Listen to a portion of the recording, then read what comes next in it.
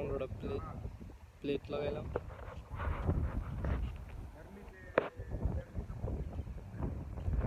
এটা একটা বিল্ডিং, ছোট একতলা, অনেক সুন্দর একটা কাজ হয়েছে আজকে। 5 কিলোওয়াট।